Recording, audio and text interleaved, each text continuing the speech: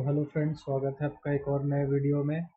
तो इस वीडियो में हम जो स्टॉक के बारे में बात करने वाले हैं वो स्टॉक का नाम है GPPL, गुजरात पीपा वैप पोर्ट लिमिटेड, ऐसा कुछ नाम है इसका। शिपिंग इंडस्ट्री के अंदर आता है, सर्विस प्रोवाइड करता है, शिप बिल्डिंग और पोर्ट रिलेटेड सर्विसेज प्रोवाइड करता है। जनरली मेजर इसी लेवल पे काम करता है ये जो स्टॉक है। मिड मिड कैप स्टॉक है, तो रिस्की तो है ही। मिड कैप में थोड़ा रिस्क तो आपको लेके चलना पड़ता है, क्योंकि और अगर आप सही रिस्क ले लेते हैं तो जैसे जैसे उसका मार्केट कैप इंक्रीज होगा वैसे वैसे शेयर का प्राइस इंक्रीज होगा, वैसे वैसे आपका इन्वेस्टमेंट का पोर्टफोलियो भी इंक्रीज होगा। तो ये एक इस मिड कैप में एक एडवांटेज रहता है अगर आपने सही से स्टॉक पिक कर लिया और उसमें इन्वेस्ट कर दिया तो।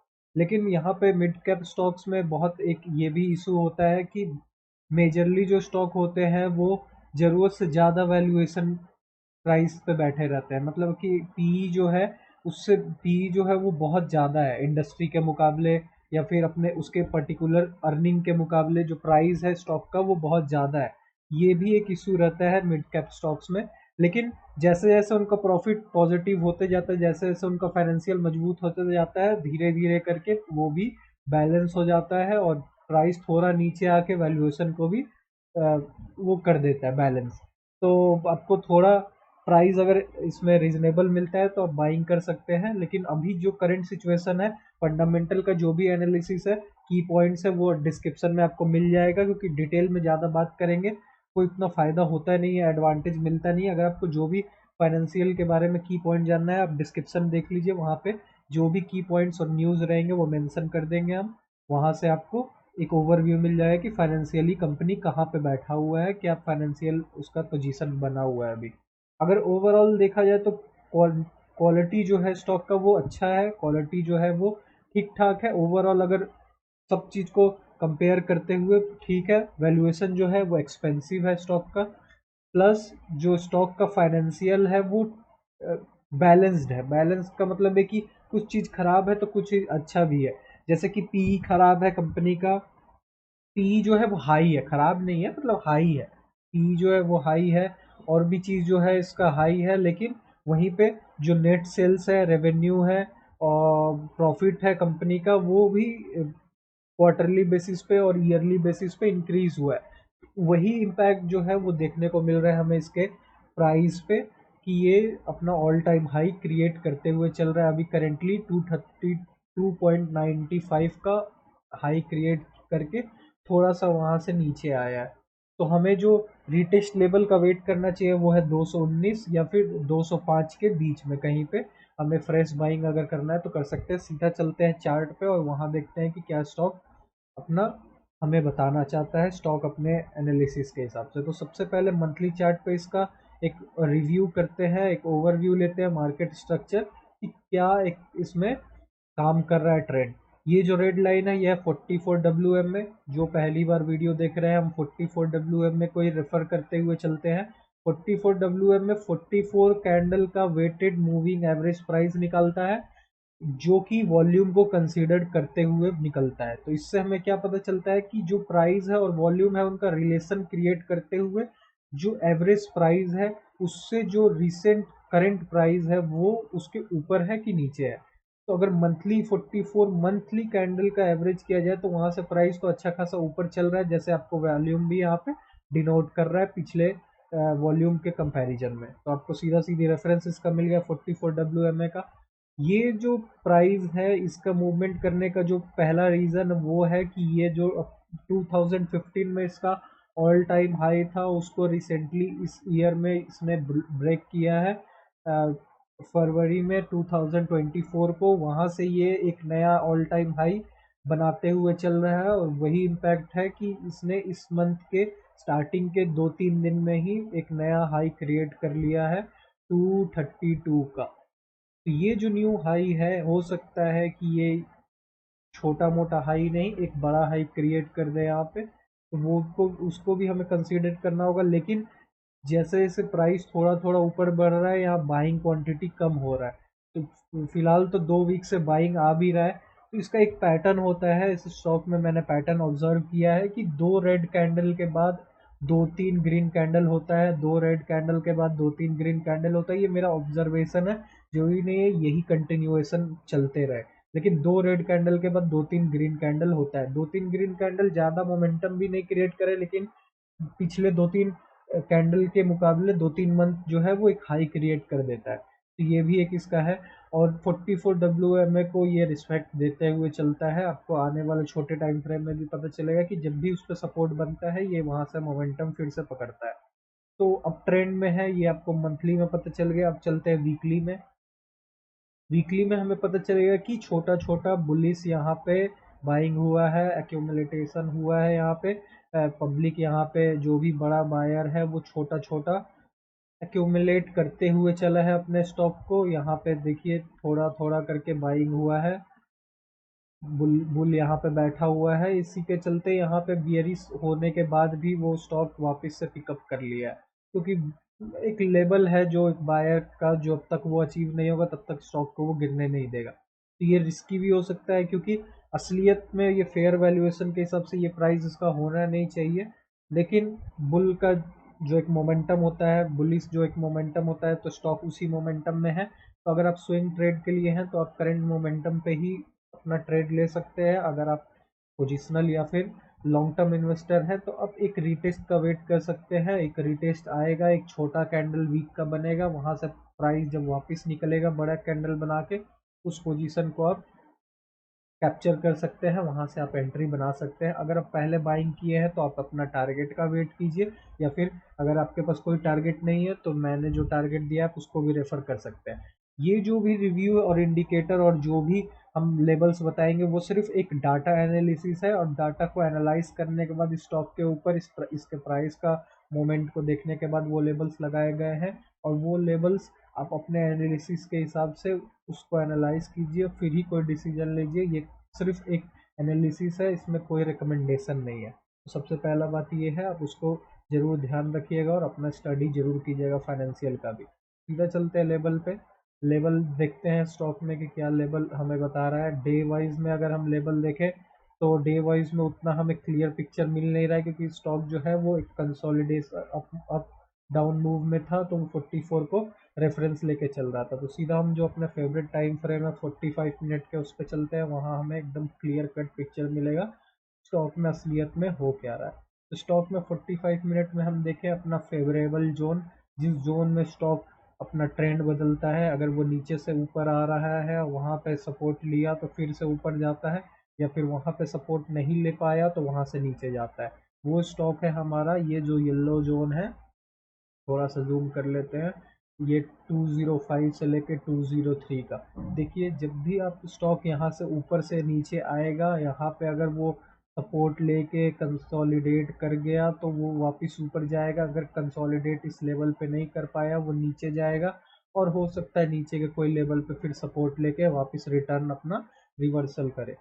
तो यही एक इसमें देखने वाला पॉइंट था ये लेवल का। तो यहाँ भी जो करंट मूव आया है वो इसी पॉइंट पे आया है कि एक बुलिश मूवमेंट आया था, वहाँ से डाउन आया, फिर वो ट्रेंड को पकड़ा, वहाँ पे एक बड़ा सपोर्ट हिट हुआ है, बड़ा रेजिस्टेंस को हिट किया है, उसको दूसरी बार टेस्ट किया, नहीं ब्रेक कर पाया, नीचे आ गया। फिर से हमारे जो गोल्डन जोन है उस जोन में आया, यहाँ से वापस गया, वापस से उस जोन को टेस्ट किया, इस बार ब्रेकआउट मिल गया और वो मोमेंटम पकड़ लिया। तो ये हमारा लेवल है। इसमें वॉल्यूम का भी मेजर खेल है, तो वॉल्यूम को भी कंसीडर कीजिए। ये जो रेजिस्टेंस लेवल है इसको तोड़ने के लिए वॉल्यूम का एक मेजर हाथ होता है। कोई भी रेजिस्टेंस अगर ब्रेक होता है एक बड़े मोमेंटम के संग तो वहाँ वॉल्यूम बहुत की प्रेयर होता है। वॉल्यूम जब ग्रीन रहेगा, बायर का स्ट्रेंथ ज़्यादा रहेगा, रेजिस्टेंस तभी टूट पाएगा। तो आप कभी भी रिटेस्ट का वेट करते हैं किसी स्टॉक का, रिटेस्ट के बाद रिवर्सल करने का, तो वॉल्यूम पे जरूर नज़र रखिए। वॉल्यूम अगर उसके साथ रहेगा और रिवर्सल कामयाब हो जाएगा, सपोर्ट जो भी ऊपर बैठा होगा जहाँ से रिवर्स आ रहा होगा बार बार स्टॉक, इस बार उसको वो ब्रेक कर सकता है अगर वॉल्यूम आ गया तो। वॉल्यूम बायर फेवर में, वॉल्यूम कभी कभी आएगा लेकिन वो सेलर फेवर में होगा, तो ऐसा तो नहीं होगा। वो थोड़ा सा ऊपर जाके नीचे ही आने वाला है। सबको देखना होगा बाइंग फेवर में हो, जैसे कि यहाँ बाइंग फेवर में था और वो इसको तोड़ा यहाँ तोड़ के, और सीधा एक ऑल टाइम हाई क्रिएट किया है यहाँ पे। अभी हमें क्या करना चाहिए? अभी जो न्यू बायर है उन्हें क्या पोजीशन क्रिएट करना चाहिए। तो न्यू बायर के हिसाब से अगर आप इसमें कोई पोजीशन ढूंढ रहे हैं तो आपका डाटा के हिसाब से या फिर एक बायर का मेंटालिटी से जो इस दो बड़े कैंडल पे अगर एंट्री लिए है या फिर इस दो बड़े कैंडल में यहाँ एंट्री लिए हैं, ये जो बड़े बायर्स हैं इनका मेंटालिटी अगर हम थोड़ा सा प्रिडिक्ट करने की कोशिश करें तो वो क्या हो सकता है इस बड़े कैंडल पे, क्योंकि ये जो जोन है 219, जो भी बड़ा प्लेयर है इस जोन को वो नीचे तोड़ने नहीं देगा और हो सकता है 44 WM में भी यहाँ पे ही आके कहीं पे लेवल बनाए। तो जब भी स्टॉक नीचे आएगा वो 44 WM का सपोर्ट लेगा। जो भी लॉन्ग टर्म इन्वेस्टर या पोजिशनल बायर्स हैं जो कि एक शॉर्ट टर्म बाइंग लेवल को टारगेट के लिए बैठे हुए हैं, वो 44 WMA का सपोर्ट के ऊपर बाइंग करें। जो ये थोड़ा सा ऊपर आके प्राइस थोड़ा नीचे आके एक जगह पे सपोर्ट लेगा वहाँ पे बाई करें। जो स्विंग ट्रेडर या मोमेंटम ट्रेडर हैं उनको क्या करना है, उनको देखना है कि ये जो प्राइस है 2 बार यहाँ नीचे आया है, 1 बार नीचे आया, 2 बार नीचे आया, 3 बार नीचे आया, मतलब ये लेवल जो है ये एक स्ट्रॉन्ग लेवल है। 3 बार इस प्राइस इस लेवल को आके चेक किया है और यहाँ से ही ऊपर की तरफ पुश हुआ है। ये 45 मिनट का टाइम फ्रेम है, मतलब ये है कि प्राइस इस लेवल को तोड़ने का रिस्क नहीं ले सकता है, वो यहीं पे आके रिटेस्ट करेगा, वापस जाना होगा तो जाएगा या फिर इसको सीधा ब्रेकआउट करके यहाँ पे नया कैंडल क्रिएट करे। तो 45 मिनट का टाइम फ्रेम लगाना है, 44 WM में लगाना है और ये ब्रेकआउट का वेट करना है या फिर रिटेस्ट का वेट करना है इस लेवल को या फिर लास्ट इस लेवल को। 2019 के लेवल को अगर स्टॉक तोड़ता है तो आपको वेट करना है यहाँ एक कंसोलिडेशन का, और कंसोलिडेशन के बाद रिवर्सल का या फिर 210 के लेवल को टेस्ट करके ऊपर जाने का। तो 3 मेजर लेवल नीचे के साइड है 223, 219 और 210। आप इसका स्क्रीनशॉट ले लीजिए इस लेवल्स का या फिर आप इसको नोट डाउन करके अलर्ट लगा लीजिए। इस लेवल पे आपको बाइंग करना है। अगर आप यहाँ से रिटेस्ट रिवर्सल देखते हैं तो आपको एंट्री बना लेना है। अगर आप इसमें इंटरेस्टेड है और आपका अपना एनालिसिस भी आपको लगता है कि हाँ ये स्टॉक जो है फेवरेबल है, तो बाकी फाइनेंशियल अपना एनालिसिस जरूर कीजिए और अपना पैसा के ऊपर रिस्क रिवॉर्ड रेशियो देख के एंट्री लीजिएगा, क्योंकि जो आपका पैसा है उसके ऊपर प्रॉफिट आपका है और लॉस भी आपका है, तो आपका एनालिसिस जरूरी है करना।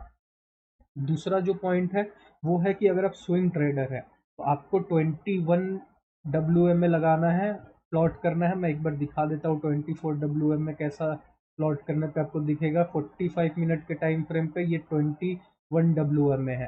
तो अगर आप स्विंग ट्रेडर है तो आप 21 WM के सपोर्ट पे भी बाई कर सकते हैं। अगर आप लॉन्ग टर्म के बारे में पोजिशनल के बारे में सोच रहे हैं तो आप ये सपोर्ट लेवल जो है लेवल का वेट कीजिए या फिर 44 WMA के सपोर्ट का वेट कीजिए, वहाँ भी बाइंग कर सकते हैं। और अगर ये ब्रेकआउट हो जाता है और यहाँ पे 2-3 कैंडल क्लोजिंग दे देता है तभी आपको बाइंग करना है, नहीं तो नहीं करना है, क्योंकि कभी कभी यहाँ पे 2-3 कैंडल क्लोजिंग देने के बाद वो रिवर्सल करके नीचे आ जाता है ट्रैपिंग करके, तो आपका पैसा जो है स्विंग ट्रेडर के हिसाब से फंस सकता है। अगर आप पोजिशनल या लॉन्ग टर्म के हिसाब से बैठे हैं तो आप उतना लॉस सर्वाइव कर सकते हैं। अगर आपका स्टॉप लॉस नीचे लगा हुआ है जो कि इस रेंज के नीचे ही लगना चाहिए, मेरे को नहीं लगता है 219 के रेंज को ये तोड़ के नीचे आने वाला है। तो आप अगर बाइंग किए हैं तो आपका स्टॉप लॉस यहीं कहीं होना चाहिए इस लेवल के पास। हो सकता है कि इस लेवल पे लग जाए या फिर यहाँ से थोड़ा नीचे लग जाए, फिर आप ये लो को भी लगा सकते हैं। आपका पॉइंट के हिसाब से देखना है। बड़े कैंडल पे आप एंट्री तो ले नहीं सकते, आपका स्टॉप लॉस बहुत दूर हो जाएगा, इसीलिए आपको एक रिटेस्ट पे एंट्री करना है जिससे कि रिटेस्ट वाले कैंडल का लो पे आप स्टॉप लॉस लगाइए, एंट्री बनाइए। तो ये आपका पोजीशन हो सकता है। टारगेट क्या हो सकता है, अगर आप पहले से बैठे हुए हैं इसमें स्टॉक में बाइंग करके, आपका पहला टारगेट 277 का 278 का हो सकता है। यहाँ से 1-2 रुपये आगे नीचे भी हो सकता है कि स्टॉक वहाँ से भी नीचे आ सकता है। तो आपको ये मेजर लेवल है, रेंज क्रिएट करके 1-2-5 रुपये का रेंज होगा इसके नीचे का, उसके नीचे वहाँ से भी नीचे आ सकता है। 275 पकड़ लेते हैं, 275 277 पहला टारगेट। उससे भी ज़्यादा समय के लिए आप अगर होल्ड कर सकते हैं तो 305 का लेवल आपके लिए एक इम्पॉर्टेंट लेवल हो सकता है। ये लेवल कब तक हिट होगा, अगर मोमेंटम ऐसे ही रहा जैसे ये चल रहा है, वैसे तो मेरे को लगता है 2-3 दिन में ही इसमें थोड़ा शांति आएगा, वहाँ से एक कंसोलिडेशन में जाएगा, तब आप वहाँ पे बाइंग करके ये टारगेट के लिए बैठ सकते हैं। नहीं तो अगर ये ब्रेकआउट दे के यहाँ पे मोमेंटम पकड़ के रखा तो ये टारगेट जल्दी ही अचीव कर सकता है।